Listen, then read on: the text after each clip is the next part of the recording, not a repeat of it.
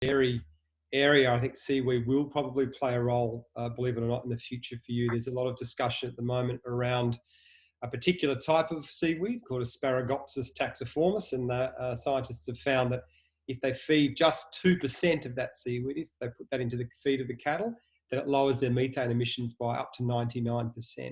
So South Australia are actually, at the moment, investigating. They want to be the first state in Australia to have like a regenerative dairy industry, a regenerative meat industry, where their cattle is actually emitting no livestock, no methane. So they're using that as a way to counteract their emissions from the livestock sector. So we're going to hear a lot more about that. There's an industry sort of growing now.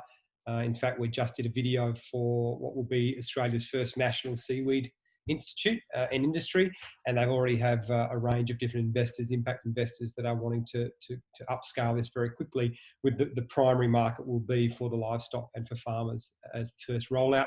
And even farmers are finding now, if they put the seaweed onto their soil, it acts as a beautiful natural fertilizer and really gets that carbon back into the soil. So we can be sequestering it from the atmosphere through the seaweed and then putting it straight onto the land to help our soils and also lower the methane emissions. So it's one of those wonderful solutions, and that's why I put it in the film. But I would just say, look, firstly, to congratulate you on embarking on this vision, because I think right now this is exactly what we need to do, and people right around the world are doing this, finally understanding that people are yearning for a new story. We've had an unprecedented last 6 months for a host of reasons, and I think that we can see the current story we've been telling, the current system we've been running, just isn't built for our 21st century problems. We need to upgrade the operating system. We've seen the fragility of our supply chains and the impacts there. We've seen masks not available in America because they were made in China. We've seen pesticides not available to Africa, which has led to locust plague because they couldn't get the pesticides from China. So we're seeing that we need to localize more, that we're going to have future pandemics, we're going to have future climate shocks. And so I love seeing in your document just this idea of localization. How do we sort of secure more food, more energy in our own local region? Because I think every region is now thinking about that in a legitimate way.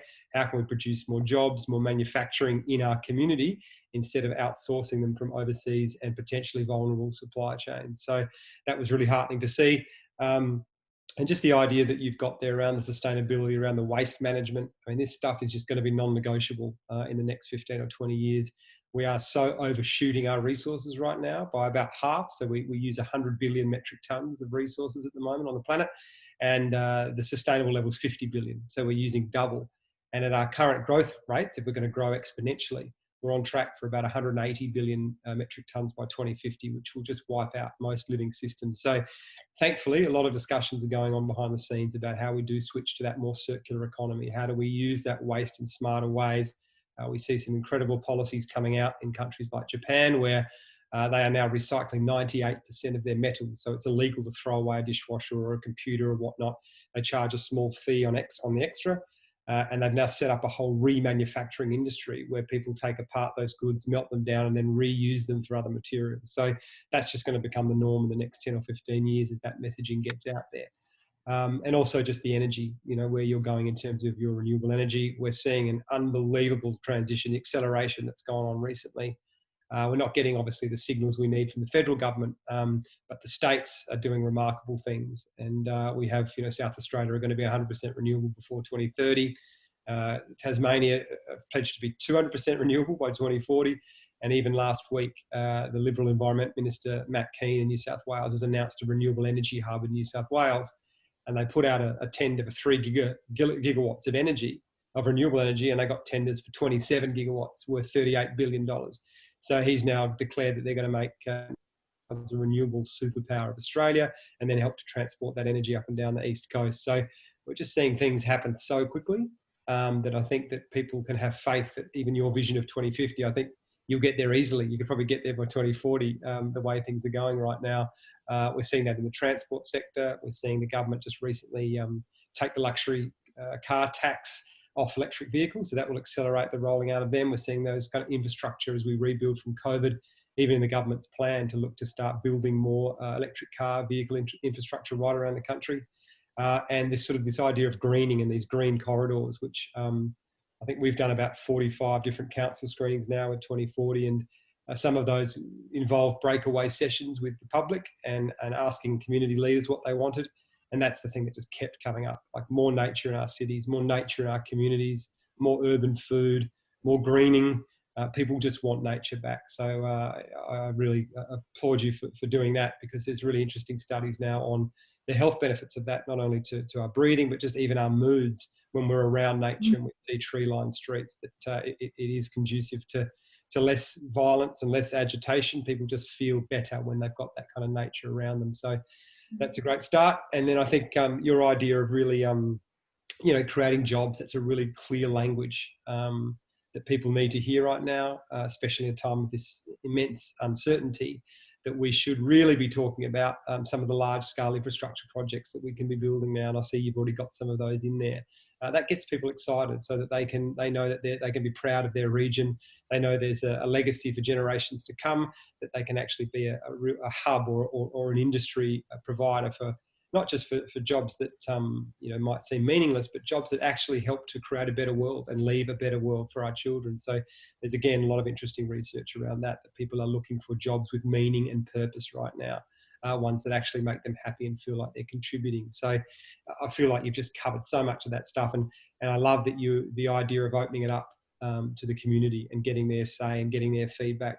Again, this is a time, there's some interesting research, and a new book actually just come out called New Power about that, which is that we're really moving away from this sort of top-down hierarchical governance, and the community is really wanting more of a say in what's happening in their local area. And I think I'd say you could argue that that's why we're seeing a huge push to sort of nationalism or further right leaders right around the world, is that people are sick of having decisions made about their community from corporations that are based overseas, and they have no say in what's going on in their town. So the more that we can re-empower people again and make them feel a sense of ownership for what's happening in their communities, I think we'll get a lot more social stability than we have now. I think that's a huge cause of the unrest. And the more we get to know our neighbours, you're not going to get that outlier who's potentially going to do something destructive, because they're going to feel part of a community and feel included and have places to go and interact. So all these ideas you're creating around these centralised places to meet and exchange food or goods or have community gatherings or art or listen to music, I just think that's absolutely what the future has to be if we're going to save ourselves and get back to interacting more than we are right now. We're so isolated in our little self-promotion bubbles online, that it's really important, if we're going to get humanity back, we've got to create these spaces. So again, I take my hat off for what you've done there, and I hope that you can use it, if you're up for it, to share with other communities and other councils, because I think it's a wonderful template. And we obviously get asked a lot about the kind of things we can do. We're often looking for those sort of lighthouse initiatives or councils that are really going out in front and doing these kind of things. So with your permission, I'd love to, when it's done, share that around with a few other people as a great example of what can be achieved. Yeah, thanks, Damon. We'd be happy for you to share it around. I'm sure the council would be very happy for that to happen once we finalise it, and our community would be hopefully also very proud of the document, because it was a community collaboration to get it to where it is now. And again, as we're moving into that next stage, it will be another opportunity for the community to get involved as well. On that, I'm not plugging this, by the way, I'm just explaining to Damon what's going on. We've got community meetings happening at the moment every Wednesday, started last night. For the next 5 weeks, we've got workshops in each of our communities to talk about what's being planned for that community, and then we also do talk about the 2050 document and asking people to get involved in that space. I've said a lot. What I did not say at the beginning is, guys, if you wanted to send through your questions via chat, or if you want to raise your hand, if you want to ask a question of Damon or anyone, happy to try to facilitate a Q&A for the next session as well. So I'm sure there's some burning questions out there. Who wants to go first? Christy.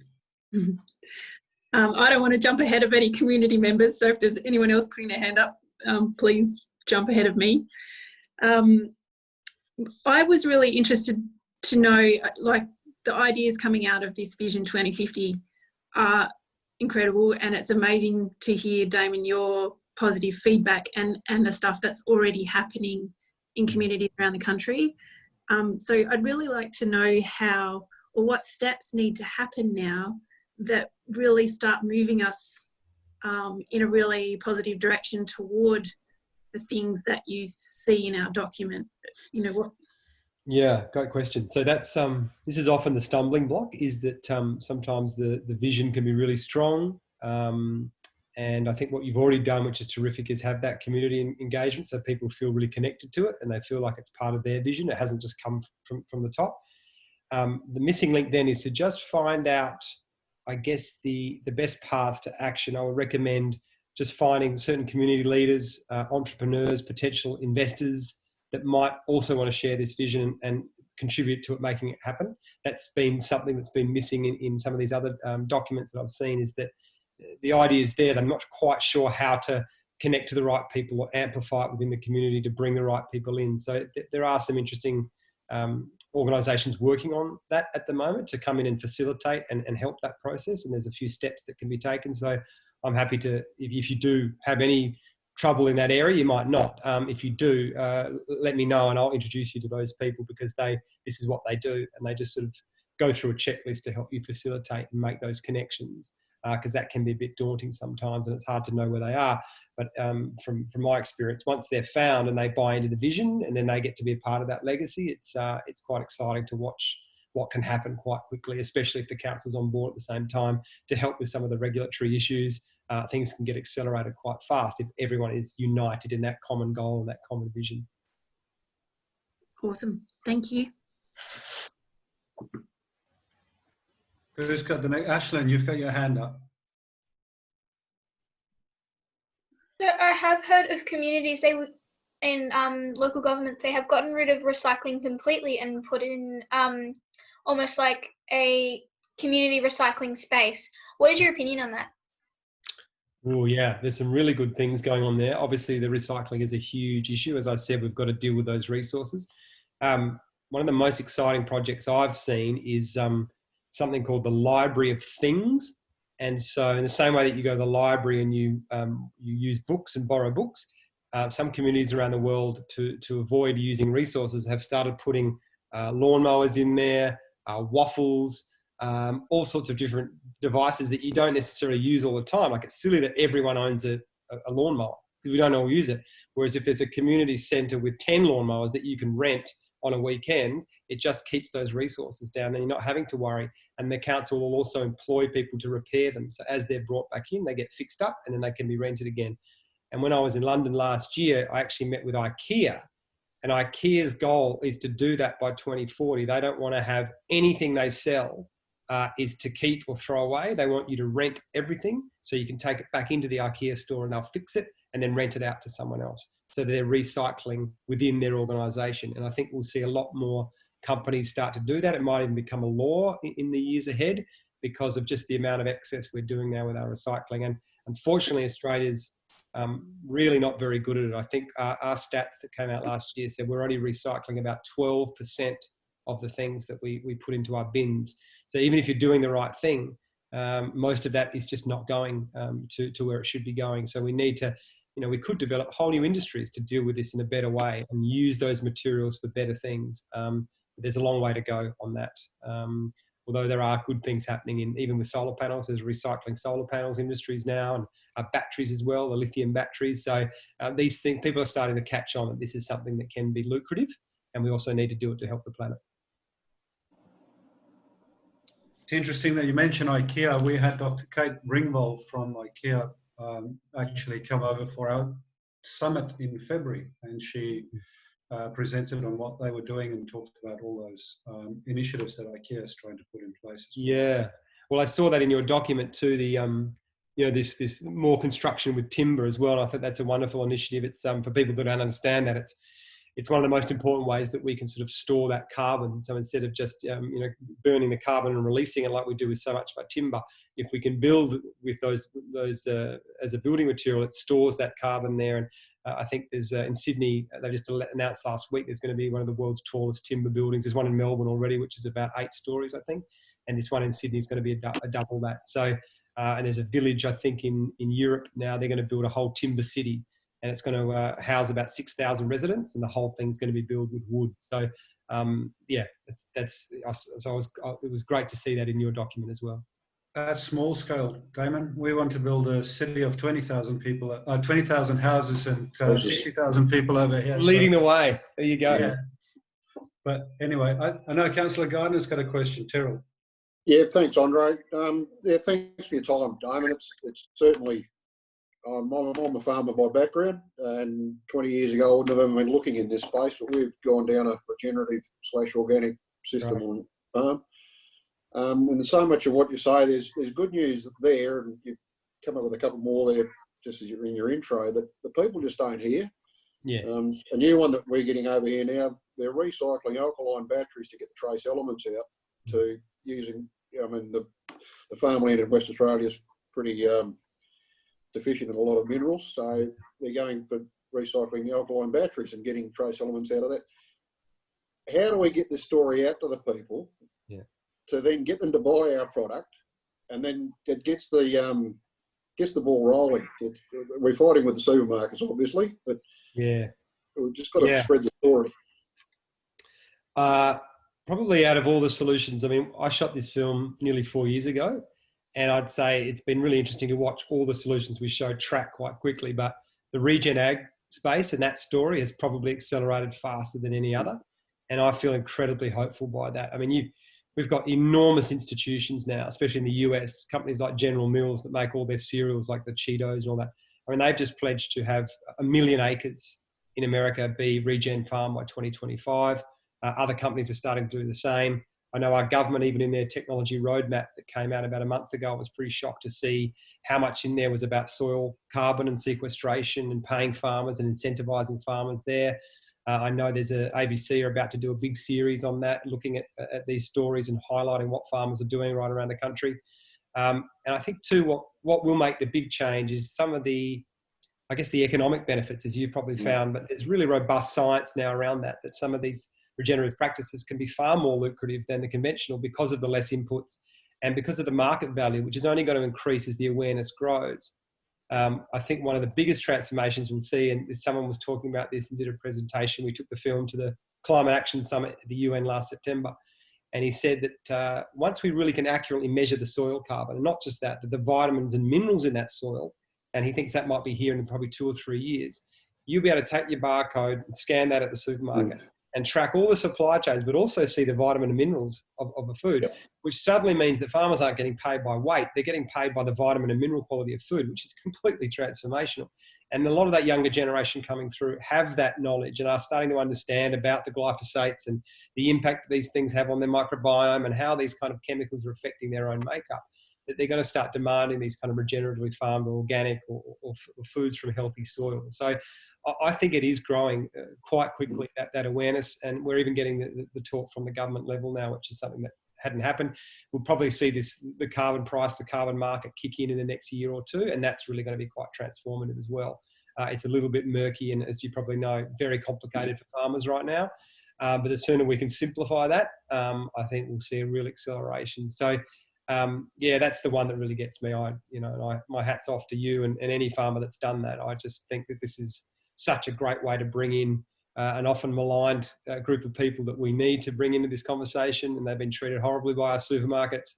And this is just a great story to get people caring about land, yet valuing their farmers again and saying, we can't do this without you. Thank you for giving us healthy food, and thank you for helping us with the environment. So, I get very buoyed about what you're doing and the other farmers. Thanks for that, Damon. Bella, thanks for joining us. Do you have a question over there? Sorry, Bella, I can't see you. Angie, I can see you. You've got a question. Hey, just full disclosure, I don't actually live in Dardanup, but thanks guys for letting me crash the Q&A. How do I put someone out in the waiting room again? I can assist with that. I suppose my question is about how to communicate some of these things, I host a commercial radio station that goes right across the southwest here. And I suppose I was really interested in jumping in this Q&A because in my experience of trying to talk about these ideas, people get scared. A lot of what people see in a lot of the headlines is the scary stuff. Yeah. And I suppose you're brilliant at inspiring this hope and this excitement to change. So have you got any tips from like a communications point of view on ways to carry this that isn't like, it's a breakfast radio show on a commercial station. Like we play rock and roll, we have a laugh, and we talk about things locally. Like that's the plan. And how do I bring this along? Well, it's awesome that you're even here and asking this question because, like, good on you. Like, honestly, I've been following you for yonks, Damien. Yeah, but it's just great. We need anyone in your space to be talking about this stuff. And yeah, there are strategies, I think, that, as we know, even saying climate change is so triggering for people these days. And I think that's a real shame because it's really lost. It's got lost in the politics and the messaging. Like I was just talking about there around the soil and the health there are really clever ways, I think, to talk about this at basic human needs. And we all value our own health. We all value our kids' future. We all value cleaner air and a strong community. Like that language is all we need to do. And when you talk about the importance of soil health and how it affects your own health and the foods we grow in there, people don't need to know that that's also sequestering carbon out of the atmosphere to build that soil health. And we're seeing that, in fact, right across the Midwest. A lot of farmers who are skeptical on climate change are using all these practices because they want to build their soil health because they're getting better foods and making more money off those foods. So that's one strategy. And I'd also say that this whole story needs to be reframed and taken out of a tale of depravity and sacrifice and giving up, which is a really convenient narrative to be peddled. And we have to talk about this as an exciting opportunity, that there are so many benefits. Like if we make this energy transition we're under right now, we're going to have cheaper electricity for everyone. We're going to see the stability around the world. We're going to create hundreds of thousands of jobs across our country. And then there's the health benefits. I mean, what isn't talked about is that we spend about $2.5 billion every year on cardiovascular illness, nervous system illness, because of coal. So that health message, again, this needs to be sold as a really great opportunity for us. And especially in Australia, we've got so much wind and solar, as much as any country in the world, that we should be really capitalising on those assets and using them and getting right out in front and actually setting ourselves up to be a leader in this new economy. So I would just talk about the opportunities we have, reframe it, but also talk about those basic human needs that if we want to be healthier, we want to breathe cleaner air, have more local food, more greenery in our communities, all that stuff. Everyone wants that, no matter what your political persuasion is. We all value those things. And I think the more you can find that common ground and talk in that language, you're more likely to bring more people in. Cool. Thank you. Vicky, you've got your hand up. Do you want to ask a question? Hi everyone. It's actually Raya, my daughter, that let me know that she's got a question. So I'll hand over to Raya. Hi Raya. Hi. How do you think coronavirus is taking effect on global warming, or do you think that it's not really making much of a difference? Very good question. Yeah, so most of the scientists think that by the end of the year, our emissions are probably going to drop somewhere between 4 and 7%. So at their peak, they dropped about 17%. But then often what happens is a government will put a lot more money and stimulate the economy to get it back faster. So that means people use a lot more fossil fuels. So when we had a big global crisis in 2008 with the financial collapse, our emissions actually went down 1% that year because all the industry stopped. But then they went up 5% the year after because everyone built back really quickly. So I think what's good about this time, though, I think the positive is that people have seen how quickly the Earth can bounce back. Once we do stop, we've seen what nature's done, all the clear skies in India and Los Angeles, all the animals returning. We've seen eagles come back and fish swimming in the canals. So I think people have a strong memory of that now. Know that that we can do it, and that's been the most hope I've had, is that the whole world is focused on one topic. And we took action very quickly. In a matter of weeks, most of the world made huge changes. And I think now we can't make the excuse that we can't do it anymore because we've seen that we can change very quickly. So I think a lot of people will remember that. Yeah. Thanks for the question. Any other questions? Bella, have you got a question? No, not really. I just was trying to say I'm sorry I'm late. Hi, Bella. Good to see you. Yeah, you too. We've done a lot of, Bella's been very supportive of us, and we've done a few panels together. She's a superstar in the climate space. She is. We've grabbed her from the neighbouring Shire, and we're trying to. Yeah. Understandable. Peter Bailey family, hand up. Is there any chance that we're going to see some of these, what is it called, the power cell things, where everyone's solar power goes into the system and then it comes back and we use it? Yeah. Down in Busselton. So is there a chance that we're going to get more of those rolled out? Yeah, great. Absolutely. That's starting to happen right across the country. So South Australia's just done a huge experiment there in Adelaide. They've got something called a virtual power plant, and they did a deal with Tesla, their local government, and they implemented 60,000. They've got about 10,000 that have already been rolled out. They've given solar panel and batteries to all these homes.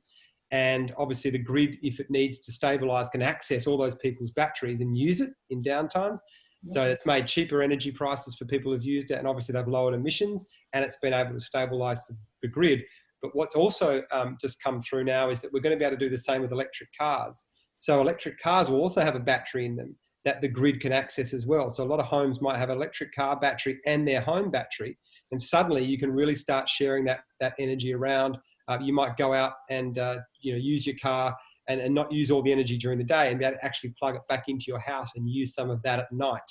So it's really interesting. We're really moving away from this big centralized coal station that's got all these poles and wires out. The new grid of the future is going to be really decentralized and be getting power from our rooftops, then a solar farm somewhere else, and might even get it from up in Queensland where the winds are blowing in a different direction and move it down through the coast. Like, it's going to be a very, very dispatchable grid as opposed to the centralized one we've got now. So how long before all that starts to take effect? So we see it here.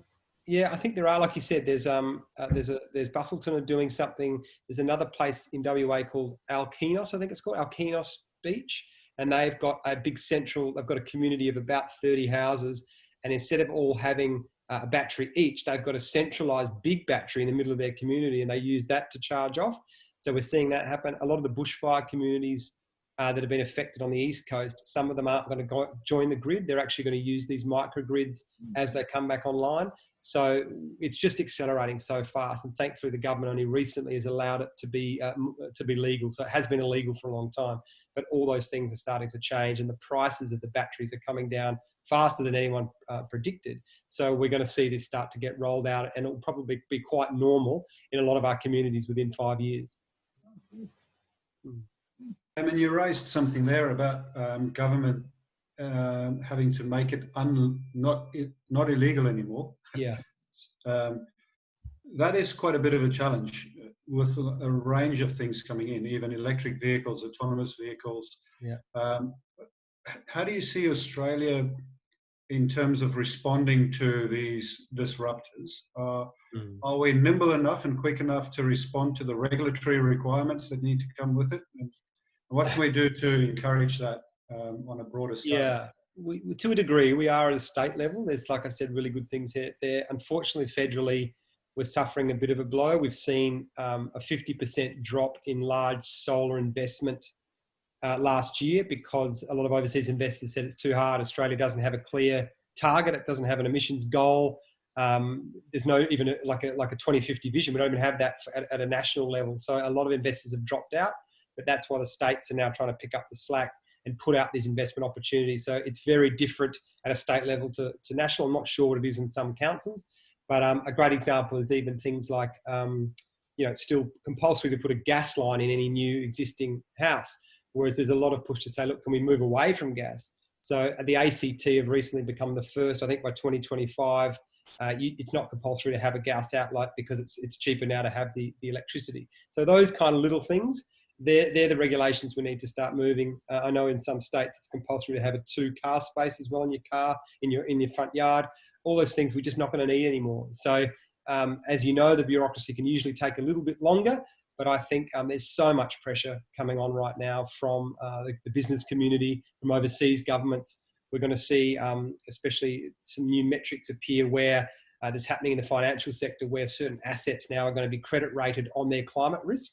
So we're going to see a lot of investments get stranded. That's why people are trying to sell, like huge companies are trying to sell their fossil fuel assets right now, because they know everyone's jumping ship, because it's really gaining momentum. There's a very, very fast acceleration in this transition going on right now, right around the world. Vicky, you've got your family's hand up again. Yes, I'm going to ask my own question, if I may. Damon, I'm very interested, as many of us would be, in the greening of our cities and bringing nature back into cities and letting people fall back in love with nature so that they actually want to not only protect it, but to bring it back in and to strengthen the networks. And also really interested in the permaculture movement and the whole retro suburbia movement that's gaining a strong foothold.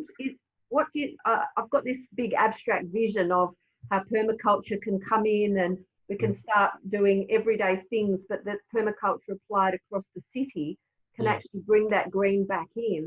Yeah.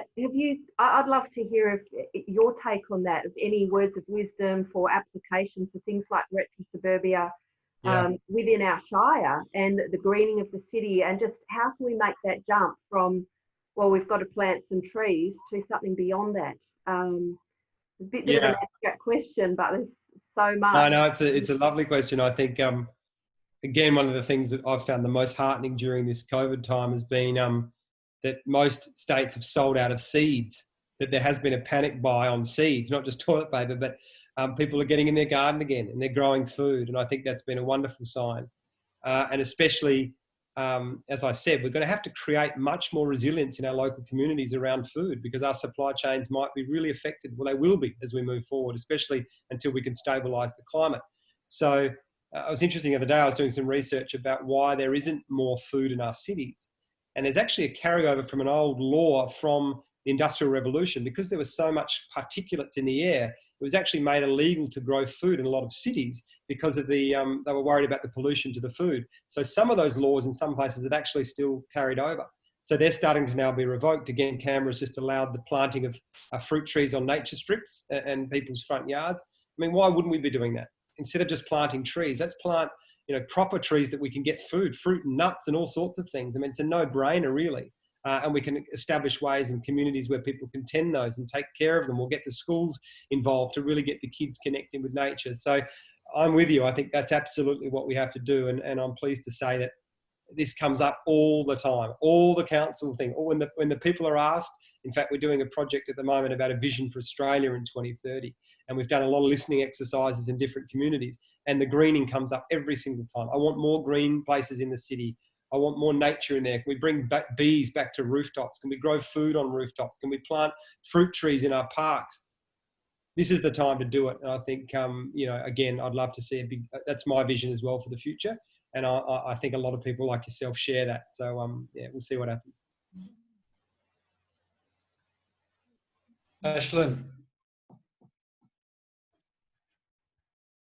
So especially in WA, there's a big push towards getting those vending machines that take in the cans and the boxes for 10 cents. And in other states, they have them. And because of that big series, War on Waste, there's been especially a big push towards them. Do you think that will help with our recycling problem, or would they just make it worse because there is more cans and people have noticed there are more cans around? Yeah, look, it's a really tricky one, Ashley. I think that this is a much bigger problem, and it's not something that we can really tinker around the edges with. I think to get this done properly, we need some proper policy. So we need the government to make some rules to make it really hard for companies to create these kind of materials. It's too easy right now for Coca-Cola to make these plastic bottles, have no responsibility, and just hand it on. They should be making them recollect them again and reuse those materials, or making it illegal to throw away things or put them into landfill. I think we'll see some of those policies start to come in to really incentivize a different behaviour. Because if we don't do that, it's too hard. We're not going to get where we need to go just with vending machines and whatnot. It's a good, we need all these things to help, but we actually need some people to make some hard decisions and be ruthless with these people so they stop putting them in the ocean. Okay, so like a push towards more biodegradable plastics. Yeah, so that's one. There's a lot of interesting developments there around different materials. There's people making them out of seaweed, out of fish waste, out of all sorts of things. But again, it's the trouble is a lot of them don't last too long, and they're very hard to ship around the world. At the moment, the best people can do is about a year, and sometimes these materials need to last for 2 or 3 years. So that's a bit tricky. We're still not quite there. But again, we've got to also find a way to reduce the amount that we're using. So, you know, a lot of cafes near where I live now, it's actually illegal, well, not legal. They just don't even give you a takeaway cup. They provide some mugs, and you can either bring in your own mug or a keep cup if you want to, or they'll wash it for you or give it back. You know, we just need more and more people to just not make it easy for people. Even if they're made of seaweed and whatnot, we still have to put them somewhere and break down. We've got to really change our thinking about this sort of throwaway culture. And that comes with educating. I think, you know, your generation are going to be much better, already are, than my generation was. But we also need the government to step in and help and make it difficult for companies to do this. Thank you. Are there any more questions from the community? Angie, you look like you've got another one. Still want to jump ahead. We're going to have a state election here soon-ish in West Australia. What are some of the best questions we should be asking our leaders on what their plans are? Like, how do we sort of get this in front of them? I was on a panel quite recently with your energy minister there, and there was some quite interesting sort of discussions going on there about renewables in your state, and that there was some momentum. I think that, you know, we've seen the bushfires now. We've seen how vulnerable we are to climate change. It's only going to get more intense as we move forward. Now's the time to really put pressure on our governments to ask what their policies are going to be. What are you going to do? And I think most of the MPs I've spoken to have said that if they get an email from one person, it's kind of like, yeah, it's okay. But if they get a group of people approaching them, and this is something you could do through your radio channel, you know, is encouraging people to go and get a community or a group and go and knock on the door and all turn up or ask for a meeting. And that sort of strength in numbers is what really intimidates the MPs, and they start to sort of think they need to do something. So I'd encourage people to do that. And I think really that the pandemic's just shown us that we've got to be more resilient. You know, we've got to localise more now, and that conversation's happening everywhere. This was maybe a radical conversation 6 months ago. It's not anymore. We're seeing countries around the world do incredible things. Spain's doing a universal basic income. People are redesigning their whole cities for bikes and walkways now. We're seeing countries emerge with whole new economic models out of this. Like, this is the time to demand the changes we want and throw up these radical ideas and have no fear in being bold and asking for them, because we're at a flux point. You know, the whole world is in this very amorphous state right now, and we know that we can redesign something better for us as we emerge from this. So absolutely, this is the time to demand that of our politicians. And if I can sneak a little B question in here while I've got you, I'm obviously going to talk about this on the show tomorrow. What for you are the top 3 things that make you the most excited about change right now? Like I said before, it's probably seeing what we're capable of as an entire human race, that we can actually focus our attention on one topic and we can make changes if we need to. And I think that the fact that most of our streets have been empty, we stopped flying, the shops shut, to me, that gives me hope that we do care about each other, that we are actually willing to make sacrifices on the behalf of the collective. And I think we should all be quite hopeful for that. The second one is what's going on behind the scenes in terms of the acceleration towards renewable energy in this country. Even though we get one message from the Murdoch press, we get one message from our federal government, what the states is doing, what the business sector is doing is just remarkable and faster than most people thought was happening. And people should feel hopeful there, that there is a massive transition underway. We could get there even faster if we got the right help, but it's going to happen. And that everyone should feel really good about that we are actually going to get there. But it would be just great if we got there even quicker with the right help. And also, I guess, that more and more people right now are it's very hard to defend the status quo anymore. We've seen what's happened around the world with you know, the racial instability, the income inequality, the climate shocks, the health shocks. I think that there's an opportunity now to say, look, we need a new story, and it's time to actually do things a little differently, get back our communities again, get back to the things we value. We've kind of strayed from our path a little bit, and we chased this sort of consumerism, and it hasn't really made us happy. And a lot of people, I think, in this downtime, the silver lining has been the connecting with their families and not needing to do all the things we thought we needed to do to make us happy. I think people won't forget that. We might bounce back quickly and want to go out and do these things, but I think we'll all retain something from this moment that we can probably say that, you know what, it was nice to connect and slow down a bit, and we don't want to live at this ridiculous frenetic pace that we all think we have to live at. That's just not what we have to do. So yeah, that's what gives me hope. Plus the questions from these kids here, like Bella and Ashlyn, this generation and what they're doing and how articulate they are and how concerned they are and passionate about these topics. That's usually what keeps me doing what I'm doing. And I've met so many of them around the world now, and Bella knows most of them. And there's an extraordinary group of people, and especially young women, that are doing remarkable things around the world at the moment. Was going to ask on that, Damon, how did you get from being an actor to being an activist, if I could say it like that? How do you find the transition personally, and how did it all come about? I was never really happy acting. I think I just did it for a host of other reasons and never really felt satisfied doing it. Did a couple of jobs that I really enjoyed and felt like, oh, this you weren't a bad actor, mate, by the way.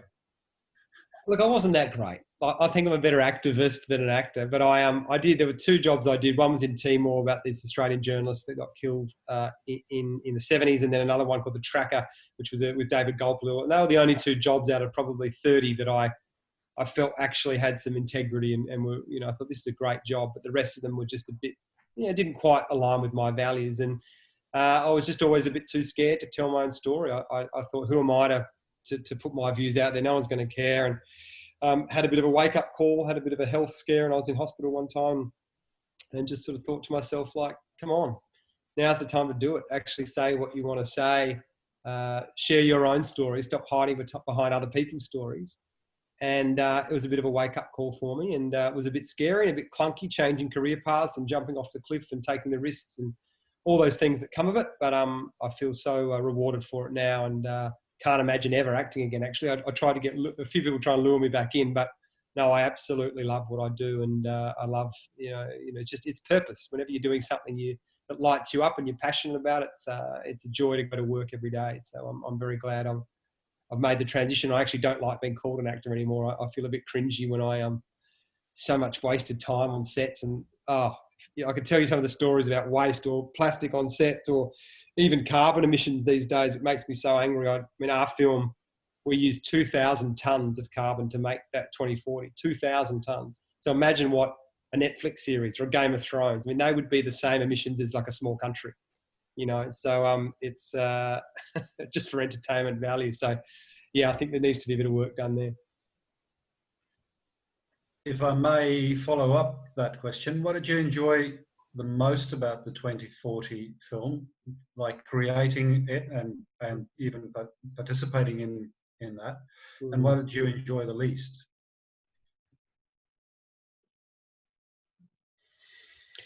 The most enjoyable was a couple of things. The collaborative nature of it. It was just such a joy to put that together, especially with the special effects team. There was a group of about 20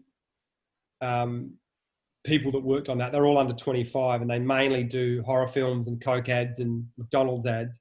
And so to see them light up at the thought of creating their own future and designing driverless cars and rooftop gardens, and to come to work every day and see them loving that, that really it was just a wonderful experience. And also how it changed my own attitude to this. I was scared for the future before I made this film. That's why I made it. I was nervous for my daughter and really didn't feel equipped enough to reassure her. I felt quite overwhelmed. So to now sit here and genuinely know that we can do it is such a beautiful thing to feel. And whether we do is now up to us. It's a big challenge, but I know we've got everything we need in this moment to do it. And I am optimistic that we're going to get there now. And that to me has been the best thing of making this, that it's changed my whole attitude. And we've just had another month-old, and I'm not sure that we would have had another child 5 years ago, to be honest. It would have been a very serious conversation. So now I am more optimistic about our future. The tough parts were probably the things I had to leave out. The first cut of the film was 3.5 hours. And there were a lot of things in there that I wish I could have put in there. A lot of stuff around the system and the economics and how we get there, but it just felt like a different film. And it was we did a lot of test screenings, and the kids in particular just zoned out at that time. And I really wanted it to be for that younger generation. And also it was hard. Some of the interviews we did with the kids, we did 130 kids around the world, from Tanzania to Sweden to England, and just hearing the pain in some of their voices. And I deliberately didn't put some of those in. It felt a little bit too manipulative, but some of the kids were really emotional about what's going on and what their future was going to be. And that really disturbed me as a father, just to hear that and to what they're dealing with. I just felt that's just not fair. And so we've got to remind them that there are great things going on and there are people that deeply care about their future. And we've got to balance those two narratives, because that's been out of balance. And that's kind of why I keep doing what I do, because they've got to know, like Ashlyn here, that there are so many adults that care about their future and are doing extraordinary things. And you should be focusing on them and being inspired by them. Thanks. Speaking of Ashlyn, she's got her hand up for another question. In the film, you talked about having like communal electric cars, and saying that we have this mindset of getting our first car is growing up. It's being free. We can leave home now. That kind of mindset. How do we get rid of that mindset, or kind of tone it down? Because I kind of relate to that, because I've gotten my first job and I've got a bank account trying to put money saving towards my first car, but I think carbon emissions, that's bad for the environment. How do I tone down my own kind of mindset of, I want my first car, I want to grow up, I want to be old now? Well, I mean, you can probably buy these days, by the time you get your license, you might be able to get a Nissan Leaf or some kind of electric car, which wasn't available when I was your age. So that's a start. But there's really interesting studies showing that a lot of kids around the world kind of don't want to get a car because it is expensive to pay the insurance and to registration, even the running costs. In the future, it's going to be far cheaper just to subscribe to a transport network. And so I think it will be around the economics. And in America now, if you look, the stats say in the late 1980s, half of all 17-year-olds had their license, and now it's only a quarter. And a lot of kids are saying, I don't want a car. I just want to get a ride share or a lift. So it depends where you live. If you're in a regional area, then that's probably a different story. And I think these driverless cars that I showed, they're only really going to come about in the city centres to begin with. But I think, unfortunately, as I was talking about the resources before, we just don't have enough resources. Even if all the cars in the world were electric, we don't have enough to give everyone a car. I think the projection is for 1 billion cars by 2040 on our roads. And even if they were electric, we just couldn't do that. So we're going to have to find smarter ways to move people around, whether it's public transport or high-speed trains or transport shuttle buses. You know, people will still own cars, but they might just be a lot more expensive than they are today, especially if they're a petrol one. There'll be a lot more electric cars. Yeah, about what you said in the regional areas. I have an older cousin who's on his L's at the moment, and he's not pushing towards getting his license because he can take the train somewhere, or he can get a lift somewhere. But because I'm in a regional area and those aren't available to me, it's kind of like, well, I kind of need it to, you know, go into Bunbury or to go up to see my auntie or my uncles or nanas and spot on. And that's why we need more public transport and more infrastructure to help people so they don't have to get a car. You know, and that's where we can have smart governments or big, bold visions of a better 2050. Yeah. Thank you. Good on you, Ashlyn. Keep it up. Stay engaged. We need you. Bella, looks like you want to engage now as well. Yes. I was just going to ask, do you think that Wonju, the new area, it's meant to be bigger than Bunbury, should be modelled on the Cape that's in Melbourne, the self-sustained communities there? Because if COVID has taught us anything, it's that we need to be self-sustaining. Spot on, Bella. Yeah, for those that don't know, there's an amazing project called the Cape, just out of Melbourne, and it's a sort of a housing development. And actually, I can put you in touch with the people that did that, and they are the first 10-star homes in the world, and they can be built for only $500,000. They have zero waste. They all run on microgrid renewable energy. There's gardens there, community gardens. It's just a real shining light of what's possible in terms of building developments moving forward. So I think they have quite an extensive website, the Cape there, but if you do want to know more information, I'm happy to introduce you to the people and they can talk through the costs and whatnot. But good suggestion, Bella. We do need to be more resilient. have our own local energy, our own local food, our own local composting and waste, and then be sharing our materials and resources, and those kind of communities are a great example. Thanks for the question, Bella, and also Damon. Yeah, we'd love to get in touch with those people. There's a small community being developed just south of here, actually next to Witchcliff in the Margaret River area, which will also be a community like that, where to get around some of the energy rules or electricity rules, they're going to keep it as a strata title development. That way they can actually do the electricity trade without having to go through Western Power and others. Yep. So that's called the Witchcliff Eco Village.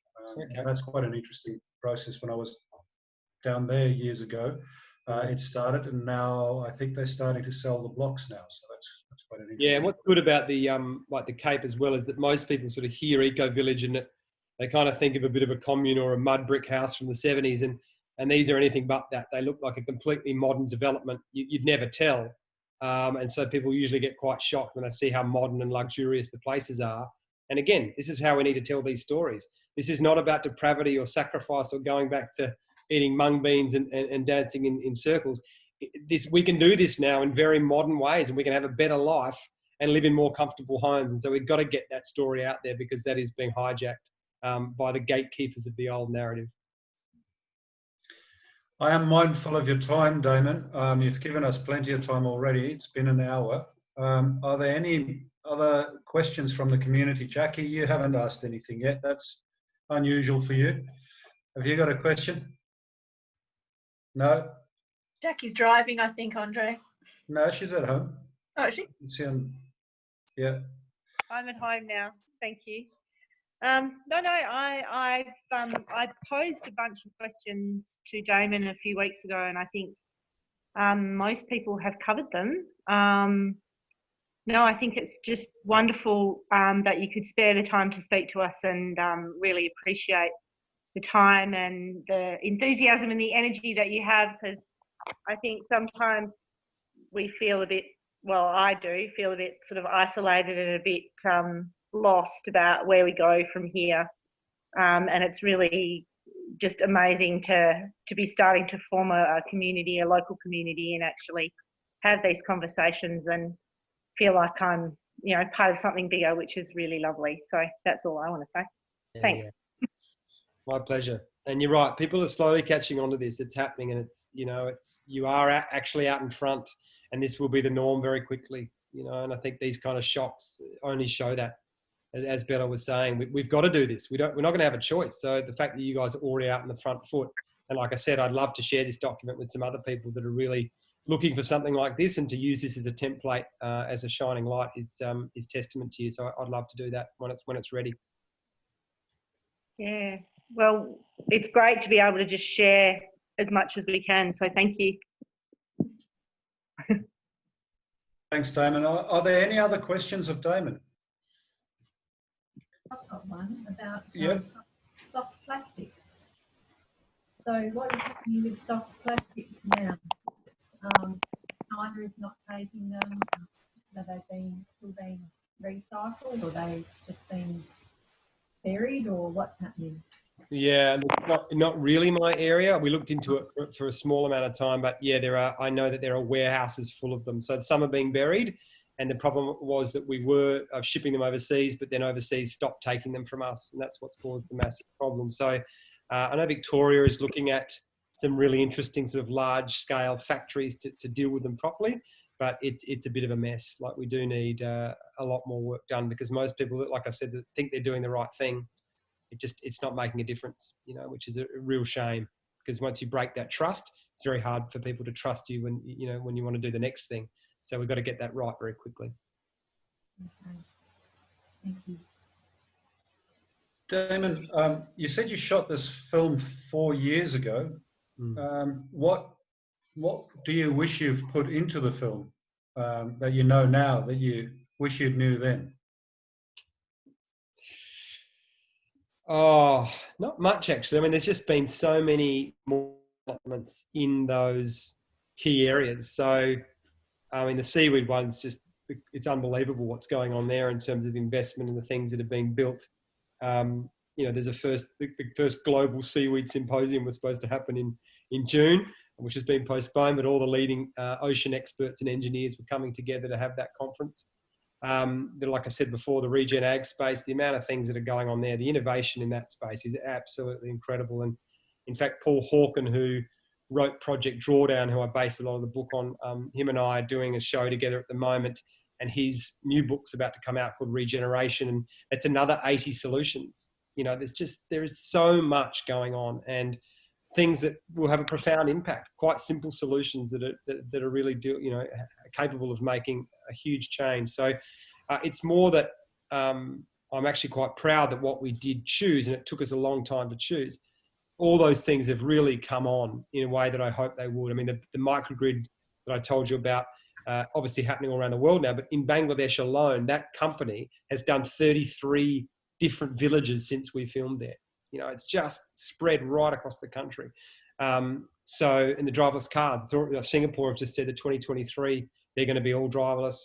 Phoenix, Arizona now has driverless minivans driving around, picking up kids from soccer practice, taking mums and dads to shopping home with the groceries. I mean, this stuff is happening already.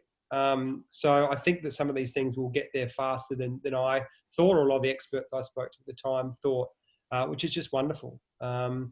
That's not to say we're not probably going to go through a bit of pain and clunkiness first. I think as we're seeing, we're probably, especially in America, going to see a bit of an unraveling over the next sort of 4 or 5 years there, especially what happens with their election. But, it's not going to be pretty to get to some of these places. There's going to be a fair bit of pain, I think, but at least the momentum's there. And when things do start unraveling, people know the solutions. And I think that's been a problem in the past, is that you can create a vacuum, and that vacuum can be filled with not ideal leaders, but I think this is a little bit different. There's solutions ready and waiting for when people want to come to them, and they are, which is good. Apart from the rocket boots, what project excited you the most? It's in the film. I don't know. I just, all of it was pretty good, just to see how connected everything is. But probably the biggest shock was the educating girls, the empowering girls and women. That was a huge one for me, to learn what impact that would have. And obviously seaweed, because it was just so pure. But yeah, no, the whole thing, like I said, was a big life change for me. And it's changed the way we live our lives here, and we've changed our house fundamentally, and our practices and our food choices and whatnot since making the film. So yeah, it's had a really big impact. And then just to see what the film's done has been really wonderful, not just to the box office, but to see what our community has brought to life, like what they've done to build the seaweed platforms, or help the farmers, or mentor girls online. I mean, that stuff to me just makes me very, very, it's quite overwhelming sometimes, that give people something to do, give them an action, and they'll grab it and go for it and make the change. So I think there's a lot of good in that. And just the amount of people, I've had the most random people watch the film or use the film, from world leaders to U2 actually used a lot of the clips as a backdrop to one of their gigs last year. Like, just, getting an email from The Edge was quite a random moment for me. So just to think you make a film and then it just has this life that you can't control has been really lovely. And we only opened in America last week. So the last 2 weeks I've done sort of constant back-to-back Q&As and press over there. And again, they've really received the film well, because they're obviously going through what they're going through, and they need a bit of hope, and to know that there is a way out of this and there's things we can do. So it's certainly been a big 6 years or 5 years since we started, and there's still a long way to go. Well, congratulations again on a great film, and thanks for being such a great inspiration. You did mention that you've done it yourself at home, changed stuff there. Was it expensive, and was it hard to do? Not hard, that's for sure. And depends on like we sold our car, and we imported this secondhand Nissan Leaf, which was actually cheaper than we thought. And we charged that up straight off the solar panels during the day. So I haven't paid a cent to run that car. We got this little, I was given a couple of things which helped. One was this little thing called a sub pod, which is really great for schools. And you can put about 15 kilos of food waste into it, and it comes with its own army of worms, and the worms just break down the food, but they take it out these little carefully designed holes and turn that food waste into healthy soil, and you can grow vegetables in there. So that's been really handy, especially for the kids. And we've got this little thing called a grow tunnel, which you can grow food inside of. It's like a little food, like a little plastic tunnel. But it comes with an app that connects you to other people growing food in your area so that you can actually create this decentralized food network. So if we're growing basil and we can see someone's got carrots, we can go and meet them and exchange our food and use food as a currency in our community. So that, I think, is quite extraordinary and could, take off in the years ahead, and really sort of help farmers as well to take away from those monopolies of Coles and Woolies, actually allow them to start sharing food or selling food within their community. And then my friend has this beautiful invention called a flow hive, which is like a beehive that you just literally turn a tap on and the honey comes straight out. And he gave me one of those for my birthday. And so we've got our own beautiful bees in the front yard, and they go out into the neighbourhood and do their thing. And we can sort of taste the honey's different every time we do a crop. So, and it's great for the kids. It's just to get them connected to nature. That's probably the biggest change. The way we talk about the natural world with our children is very different to 5 years ago. And I think that's a really important thing to do so that they do value it and it has meaning and they will fight for it as they grow up. Fantastic. Thank you very much for your time. If there's no further questions from I had a small one. It's not really an actual question. I was just wondering, did Velvet end up getting my book, Damon? No. No. Okay. I'll have to send another one then. Bella, who did you send it to? Did you send it to someone at 2040? I think I sent it to you, but I'll have to check. Okay. What's your book called? Pardon? What's your book called? It's Bella's Challenge. Oh, please send it. Yeah. Well, have you got my email? Anyway, I'll work it out. I'll get contact with you. But I'd love to see it. Thank you. It's a lovely gift. All good. Yes. All right. All right. If there's no further questions, Damon, have you got any closing remarks, anything that you want to say that you feel we haven't asked you about or that you think we need to think about moving forward? No, I just obviously congratulate you on what you're doing, and please keep me abreast of it. I'd love to contribute further in any way or give some input or make some suggestions. And like I said, I'd love to also, once you've finished it, use it as a great template and send it out through our networks. We have a lot of connections to other councils around Australia, and I'd love to send that out as an example.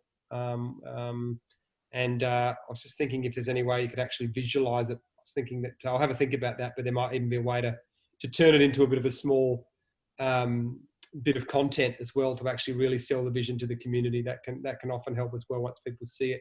But I'll have to think about that. But yeah, please keep in touch. I'm happy to amplify what you're doing. No pressure, Chrissy. My little 5. Here to help, Mum. Yeah, get the kids on it. They'll know it. Is there a question from Carolyn? Yeah. Is there any chance that we can see the film again? Yeah, I'm not sure. Christy, have you got a link? Did you get a link? Yes. The film actually streams through, our library has a movie streaming service. Okay. So share a link so that people can still watch the film via our library if they would like. So yeah. Yep. Right. And I think it's still, if you've got Foxtel, it's playing on Foxtel, and I think it's on, yeah, it's about to be on a free-to-air station soon too. So yeah, all that's happening. This little one hasn't seen it. She likes it. Become a member of the library and then you can watch it from there. That's it. Yeah. Okay. Thank you. Very good. All right. Any further questions or comments from anyone? Christy, you haven't asked many questions. I'm happy. The discussion's been absolutely brilliant, and I'm very grateful to you, Damon, for being so generous with your time. I think we've most definitely, I think the ledger's definitely in our favour again. Okay. I did have to make it up for you. I felt pretty bad about that. So I'm glad we're even. Thank you. We are even. A really big thank you from us, Damon, from the Shire of Dardanup. Councillor Gardner, you wanted to ask something? Or? Well, just going to echo that. Thank you, Andre. Thanks, Damon. I mean, I'm that older demographic, and every time you revisit this subject, you learn more. You're never too old to learn, and your kids, you got a great future ahead of you, and you're part of it. So yeah, thank you, Damon, and thank you, Andre, for organising, and Christy for organising all this for us as a broader community. And I have actually got rallies in Bunbury, so when I'm over there next time, I'll drop in and say hello. It'd be good to sort of meet you all face to face. 100%. We're holding you to that. Don't worry. Once the borders open. Yeah, it might not be for a while, but we'll get there eventually. Yeah, let's host the show with me for the day. There you go. Okay. I actually came over and did. Last time I was there was just before the shutdown. I think it might have been January. Actually, the West Coast Eagles did a big screening, and they were going to do a regeneration round this year in June, and they were going to show the film in the stadium to all the fans before the game, and then do a big thing around waste. So if they can do it, and they're sponsored by Mineral Resources Park or whatever it is, if they can do it, anyone can do it. So there are some very encouraging signs. If we can get the sports community on board these messages, we're going to accelerate it even faster. Very good. That's great. So thank you, everyone. And again, a very big thank you to you, Damon. All the best, mate. Any sneak peek for what's lying ahead? There's a camping What's the next big project? Camping trip next week. Turn the phone off, connecting with the family, doing nothing. Nice. But then, just juggling about, quite a few things at the moment. There's Vision for Australia in 2030, which will be like a shorter film, but with a lot of organisations. And then the big American thing with Paul Hawken and some other people, and quite exciting actually. There's a lot of big Americans that are involved in that really want to tell these stories. So that's probably the one I'm probably the most excited about. Well, we'll wish you all the best, mate, and thank you again for all your time and your input, and good luck with it all. Good luck with you too. Nice to meet you all. Thank you. Yeah. Cheers, mate. See ya. Thanks, everybody. Yeah. Bye. Bye all. Have a good evening, and hope to see you at the advisory group meetings on Wednesday evenings, 5 o'clock. Next week is in Dardanup. The week after that is in Eton. Then we've got a council meeting, and then I think on the 5th we're in Ferguson Valley. So if you're interested, please see you there. Keep well. Will do. Thanks for joining us. Bye. See you at dinner, Mum.